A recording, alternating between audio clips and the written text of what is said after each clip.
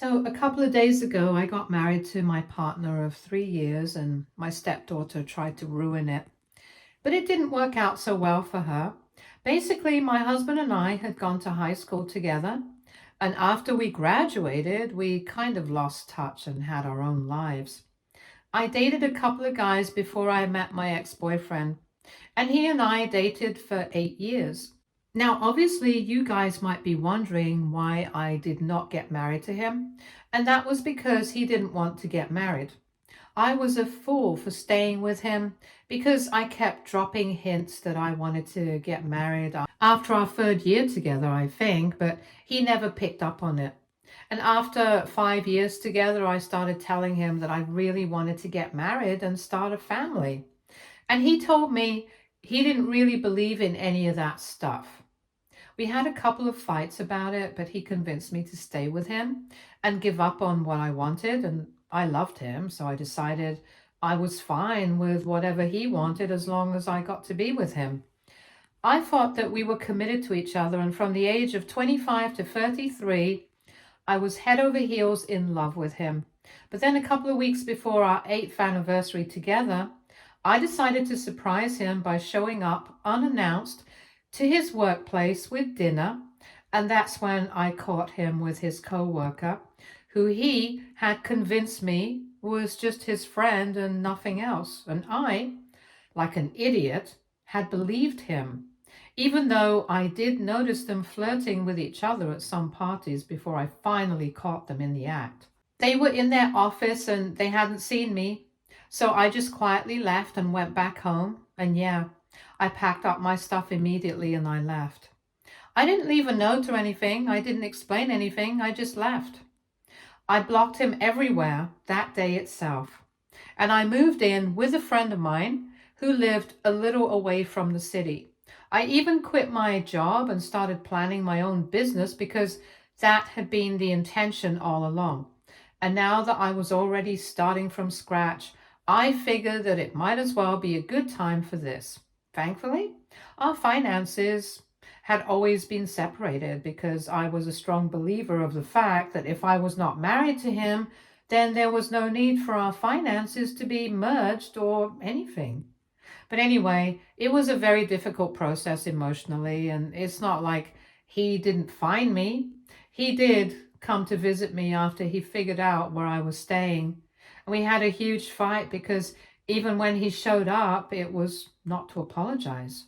It was basically to call me out on the fact that I was the one who had been nagging him about marriage and kids for so long that it stressed him out. And that's what led to the cheating. So basically, he was blaming me for the fact that he had cheated, and I couldn't take that. We had a huge shouting match. And in the end, I physically kicked him out of the house because I couldn't bear to see his face anymore. And when I say that I kicked him out of the house, I literally mean it. That was how 8 years of our relationship came to an end. Everything just imploded. And for about 2 years after that, I was single on purpose. I didn't go out on any dates. I didn't say yes to anybody who asked for my number. I just tried to live by myself for a while after I moved out of my friend's house. In those 2 years, I got therapy. I worked on my business, and thankfully now I'm doing much better. It has taken a lot for me to move on from what happened because 8 years of my life is no joke. I gave them all up for that man, and he ruined what I wanted for myself. I wanted to get married and I wanted to have a family. But by the time I met my husband again, I was already 35. And now that I'm married, I'm 38. So obviously, having kids is a bit risky right now. And I feel like my husband was the one who took that away from me. So it's obviously pretty traumatizing. And I love my husband. But I don't think I'll ever be able to let go of the bitterness that my ex left me with. My husband and I reconnected at a high school reunion 3 years ago, and I really hit it off with him. So I gave him my number and we started texting and talking, and that's how we got together. He had been married before, and he even had a daughter from his previous marriage with his college girlfriend. Unfortunately, she passed away 6 years after giving birth to their daughter, and since then, he had raised his daughter himself. Out of respect for that, I had always tried my best with his daughter, but unfortunately, my stepdaughter never came to like me. She was always hostile. She hardly reciprocated my attempts to be friendly towards her, and in the past 3 years, she has shown me multiple times that she doesn't want anything to do with me. Even my husband had tried to get her to like me and get us to spend time together, but she was least interested. It's obvious that she doesn't want anything to do with me, and lately we have come to respect that, and we just steered clear of one another. And since she was at college, for the most part, it was easy to be at home. However, she had come back to stay with us in the days leading up to the wedding, and even then, she was doing her best to make everything as unpleasant for me as possible. And I was ignoring all of it. I guess I shouldn't have, and I guess I should have seen the red flags because on the day of my wedding, she pulled off something totally insane. A couple of days before the thing, she had asked me if she would be allowed to bring a plus one to the wedding. And I was a bit skeptical because I don't know what kind of guy she would bring, but even then I said yes because I did not want to create more drama. And guess who she showed up with on the day of the wedding? Of course, it had to be my ex-boyfriend. Thankfully, we had already had the ceremony, so there were no interruptions there. It was during the reception that she brought him in, and everybody was just staring at him because people know about my past relationship. I could not believe it because I couldn't imagine anybody being so cruel to me for no reason because it's not like I've done anything to hurt her. I couldn't even fathom why my boyfriend would show up because ever since we broke up, we have had absolutely zero contact. And for him to show up as the plus one of my husband's stepdaughter to his ex-girlfriend's wedding, who he cheated on, I mean, that's just a new level of pathetic for somebody who's almost 40. Anyway, once she walked in, my stepdaughter brought him right up to me and both of them were smirking. And she told me I might recognize this guy, and she thought that it would be a nice little surprise for me. I honestly didn't even know what to say. I was just dumbstruck. But I didn't need to say anything because my husband stood up for me immediately. I was stumped. So he was the one who ended up snapping, and he yelled at his daughter to take him out. And she seemed shocked by that reaction. I don't know why, because this was my husband's wedding as well, and she was ruining everything. He had tried his patience with her, but it had clearly not worked, so he finally snapped and asked her to get out. And she tried to argue with him, but he was so furious. I guess even she got scared, even though usually she's a total spoiled brat. Anyway, within a couple of minutes, both of them had walked back out, and my husband apologized to all the guests for the inconvenience. And just to distract them, we started serving the food, even though it was not the correct time. But we had to deal with this situation, so there was nothing else to do. I was very upset, so I stayed with the guests, and for half an hour, my husband was outside. And when he came back, he told me that he had nothing to worry about anymore, and we could proceed with the event as usual now. So we had our first dance, we had the speeches and everything, and nobody brought up what had happened earlier. Thankfully, in that respect, people were quite nice and I was allowed to forget about everything that had happened. Now, it's been a couple of days and I have finally found out what exactly went down between my husband and his daughter the other day when he went out to speak with them. Basically, I'll keep it short. He told her that he was not going to pay for her college situation anymore because what she had done was unforgivable. And she was going to have to make her own arrangements, and she was livid about that. And she is currently blaming me on social media. And he also told her she was not welcome to come and stay with us anymore unless she could make it up to me somehow. Now, I know that it's not my fault, but my stepdaughter's maternal grandparents are accusing me of ruining everything and are telling me that I'm heartless, and I don't think that's right. AITA for not feeling bad for my stepdaughter getting kicked out of the family. Update 1. Okay, so a lot of you had been asking me how my stepdaughter was able to find and contact my ex. And well, I don't think it must have been that hard because everyone knows his name. And with social media, I think it was a piece of cake for her. As for why he decided to show up, I don't have any answers for that. I guess he's just a troublemaker and he hates me or something, so why not? Is it creepy that he showed up as the plus one for my stepdaughter, who's literally 20 years younger than him? Most decidedly so, but that's his lookout.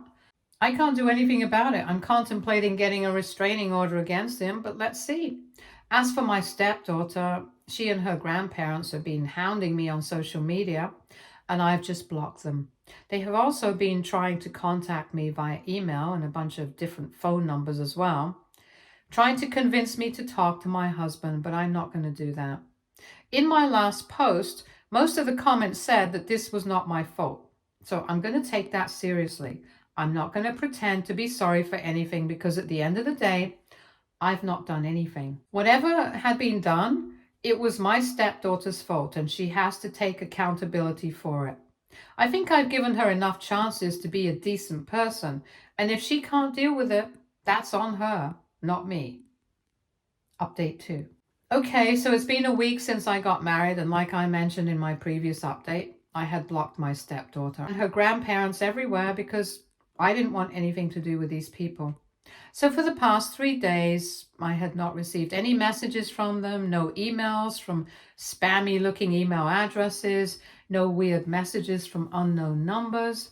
Obviously, I thought that things were calming down and that they were probably going to leave me alone now, but they didn't. Instead, they decided to double down on whatever they were doing, and they decided to post a bunch of pictures of me on their social media handles with the nastiest captions that they could come up with. And this was not even well thought out or anything. They'd probably just used AI or something to come up with roasts or whatever. And they had pasted that on the pictures themselves and posted it. I showed it to my husband, and we're going to have to take legal action against him if they don't take it down because this is ridiculous. Update 3. Hey, so it's been 2 weeks since my previous update, and yes, we were able to threaten them with a lawsuit, and I guess they got scared, so they took it down. But my stepdaughter went on to threaten me, telling me that she would make sure I regretted whatever I had done for the rest of my life, and she was going to haunt me.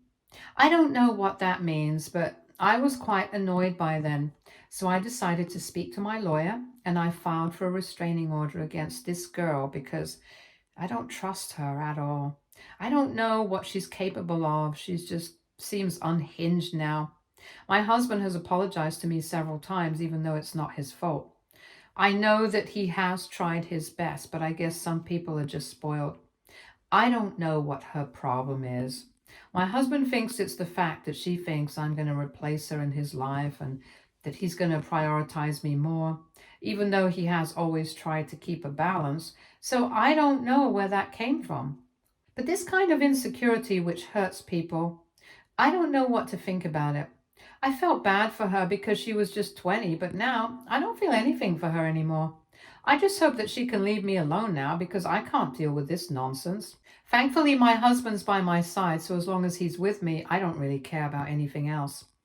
And anyway, after that threat, and after I filed for a restraining order, she hasn't really said anything. So I'm guessing that she might actually leave me alone this time. So I'm hopeful. Story 2. I grew up in a family where legacy wasn't just a concept. It was the only thing that mattered. My great-grandfather started a manufacturing business back in the day. Old school metal parts, bolts, hardware, factory tools. Nothing glamorous, but it was stable, reliable, and profitable enough that each generation could coast off the one before it. By the time I was born, the company had ballooned into a multi-million-dollar operation. Everyone in my family worked there. My grandfather was the CEO. My dad and uncles ran different departments. My cousins were being groomed as the next wave. Even the family dinners sounded like board meetings half the time. And for a while, I thought I'd fall into it too. When you're raised in that kind of bubble, you just assume it's your path. until I didn't. College changed things for me. I majored in business, but I got exposed to other things: startups, tech innovation, sustainable design. I started seeing the world beyond bolts and industrial contracts. I started dreaming of something else, something that felt like mine. So when I graduated, I told my family I wasn't coming to work at the company. I said I appreciated everything they'd built, but I wanted to start my own business in a completely different field. I was interested in product design and e-commerce, specifically eco-friendly homeware, recycled materials, modular furniture and design. It was risky, sure, but I had a business plan. I had a little saved up and I was excited for once. They didn't take it well. My dad didn't say anything at first. He just stared at me like I told him I wanted to become a magician or something. Then he asked if I was joking. I said no, I was serious. The first blow came from him. He said I was being reckless, that our family had spent decades building a name and reputation, and I was going to throw it all away chasing aesthetics, that no one in their right mind would choose online candles over multi-million-dollar contracts in steel manufacturing. I told him it wasn't about candles, it was about using what I'd learned to build something relevant to the future. He cut me off and said, "We don't need idealists, we need loyalty." After that, it spread through the family like wildfire.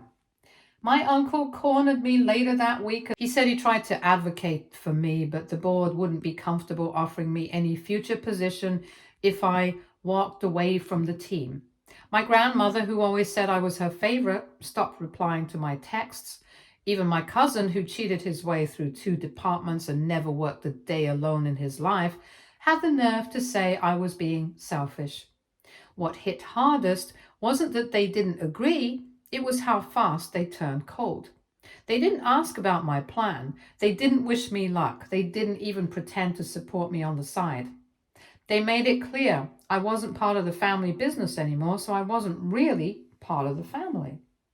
I moved out a week later, left the city, found a sublet in a smaller town 2 hours away, took a part-time job at a warehouse while I worked on the business at night. Everything was bootstrapped. My website was barely functional. My first few prototypes looked like something a bored high schooler put together in a woodshop. But I kept going. The silence from my family stayed loud. Months passed. I heard through a distant cousin that my chair at the Thanksgiving table stayed empty for appearances, like I was dead, like I had embarrassed them beyond repair. I remember getting a message once, just a sentence from my aunt. "Still time to come home if you drop the project." I didn't respond. I wasn't about to abandon the one thing that finally made me feel like myself just because it didn't fit their mold. Funny thing is, they talked so much about success and legacy, but never once asked what mine could look like.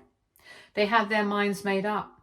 I was the family embarrassment, the one who didn't understand real work, the one who'd come crawling back once I failed, and I'll admit, there were nights I almost did, but I never called. Because even if I had failed, I knew I'd rather fail doing something I chose than succeed at something I was forced into. And that's something they were never going to understand. The first year was brutal. There were days when the sales barely trickled in, sometimes a single order all week. I'd spend my mornings doing part-time shifts at a shipping facility, and then come home to pack my own orders on the floor of my cramped apartment, surrounded by boxes, sticky notes, and samples that didn't look anything like the polished products in my head. There were nights I couldn't sleep because the rent was due, and I didn't know if I'd make it that month. But then something happened. A small blog featured one of my products. Some people would message saying they loved how sustainable it was, and that tiny spark would be enough to keep me moving. I didn't have investors. I didn't have a family name opening doors for me. I had to learn everything: design, marketing, logistics, SEO from scratch. I made mistakes. I wasted money. I failed over and over again, but I never stopped building. My first real break came during the holiday season in Year two, one of my modular furniture pieces made from upcycled wood and completely collapsible for apartment living got picked up by a mid-sized lifestyle influencer on Instagram. Overnight, I had over 300 orders. I remember crying while handwriting thank you notes because I couldn't believe people actually wanted something I'd made. I hired people to help with the orders because I finally had money, but it was tight. After that, the momentum started to build. I used the profits to improve the website, get professional photos, hire a part time assistant. I started branching into local pop up events, urban home expos, and eventually landed a small deal with an eco retail chain. It wasn't flashy, it wasn't massive, but it was working. Somewhere around the fourth year, I got invited to speak at a sustainable design conference. My session was about how small businesses could compete in markets dominated by legacy companies. I still remember standing there on stage, explaining my journey and thinking about how my family used to mock me for chasing aesthetics. I didn't name drop them, I didn't need to, but I could feel the contrast. By that time, I'd quietly heard through old connections that things weren't going well for the family business. They'd refused to modernize their manufacturing process, never bothered to establish an online presence, and ignored rising costs and shifting demand trends. Their contracts were drying up and their supply chain hadn't been updated in over a decade. The market moved forward, they didn't. I didn't revel in it. I wasn't out for revenge, but I also didn't feel sorry for them. They'd called me naive for seeing a future in innovation, but the truth is, they were the ones clinging to the past like it was invincible. I kept building. My product line expanded to include furniture, lighting, and custom decor, all low waste, ethically sourced, and designed for modern urban living. A few magazines started to reach out. My brand even got a feature in a piece about disruptors changing the home design game. That's when the family name popped up again. It was just a text from my cousin after 5 years of total silence. No apology, no context, just, hey man, been following your stuff. Looks like you're killing it. Let's catch up sometime. I didn't reply. A month later, a LinkedIn request from my uncle, and then another from my dad, and then finally, a phone call. I didn't answer that one either.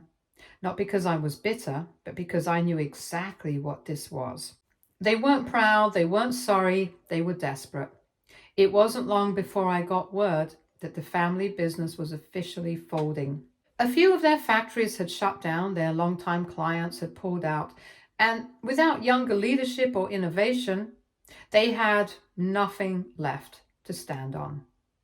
The empire they worshipped for generations, gone.